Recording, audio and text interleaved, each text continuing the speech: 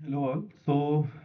पिछले 150 दिनों से डेली गीता के 10 10 10 श्लोक पढ़ने के बाद में मैंने कम से कम 3 बार उसको पढ़ा। फिर बैठ के एकदम उसको एनालाइज किया कि भाई इसमें एक्चुअल में बहुत कंफ्यूजिंग से बात है, तो एक्चुअल में इसका मैसेज क्या है। अब मेरी जो जॉब है, जो मैं 10 सालों से करता रहा, वो भी यही चीज़ करता रहा, इतने सारे डेटा को कंपाइल करके what is the story coming out of it, what is the main KPI out of it. तो मुझे रियलाइज हुआ कि मुझे गीता के साथ में भी वही काम करना चाहिए जो कि मेरा धर्म है।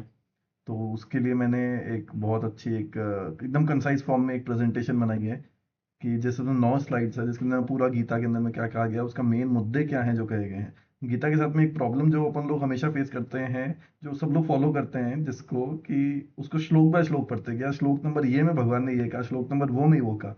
लेकिन भगवान श्लोक वाइज कोई कुरान की आयतें नहीं सुना रहे हैं भगवान। वो तुमको एक कॉन्सेप्ट समझा रहे हैं, वो एक तुमको फंडा समझा रहे हैं कि भैया जिंदगी जीनी कैसे है। अब वो फंडे को तुम अगर श्लोक बाय श्लोक पढ़ोगे तो एक मिसगाइडेड सी इन्फॉर्मेशन आती है। तो जिस जो भी मैंने यूट्यूबर्स देखता हूँ, जो भी पॉडकास्ट पे आता है, सब बोलते हैं श्लोक नंबर इसके अंदर मैनिफेस्टेशन का ज्ञान दिया है, इसमें ये बोला है। लेकिन आपको उन श्लोकों को एक श्रृंखला में लाके एक कॉन्सेप्ट वाइज देखना है कि अच्छा इस कॉन्सेप्ट में भगवान ने ये चीज समझाई है। तो उसी फ्लो के साथ में मैंने ये आगे की प्रेजेंटेशन बनाई है। उसके क्या क्या अपने मेन चैप्टर्स हैं। सो द फर्स्ट चैप्टर है कि why Gita is important every day in our life, and what was Arjun's dilemma and what is our dilemma, how it is the same thing.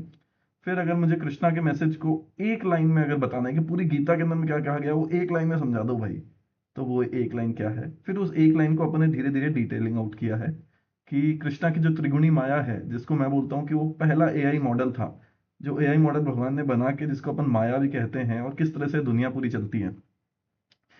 फिर सेकंड है कि पूर्व संचित कर्म क्या होता है। अपन बोलते हैं कि यार इसकी तो डेस्टिनी अच्छी है, इसके तो पहले जन्म के कर्म अच्छे हैं, इसके खराब हैं। तो पूर्व संचित कर्म क्या होता है। फिर अपन को इंद्रियों को कंट्रोल करना क्यों जरूरी है और अपन कैसे कंट्रोल कर सकते हैं। Why not doing is not an option. अगर अपन को इस दुनिया में रहना है तो कर्म करना ही पड़ेगा, और कर्म ना करना एक ऑप्शन नहीं है, क्यों। फिर निष्काम कर्म क्या होता है और उसको भगवान को डिवोट क्यों करना चाहिए। फिर ये सब तो हो गया। उसके बाद में अपन पूछेंगे कि भाई ये सब तो बता दिए, फिर करना क्या है वो तो बताओ, और कैसे करना है वो तो बताओ। तो what to do and what is धर्म अनुसार स्वाभाविक सात्विक कर्म। फिर ये सब बताने के बाद में कि जी कृष्णा एक्चुअल में इस दुनिया में आए क्यों थे, उनका पर्पस क्या था, उन्होंने गीता बोली क्यों थी, उसका मेन पर्पस क्या था। तो ये बहुत ही समराइज्ड वर्जन है भगवत गीता का।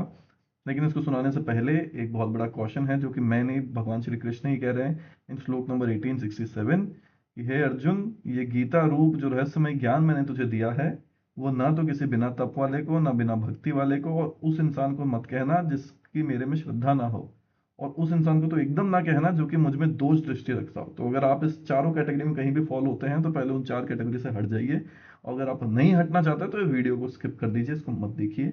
लेकिन अगर आप बदलना चाहते हैं या आप ऑलरेडी बदले हुए हैं तो इस वीडियो को जरूर देखिए।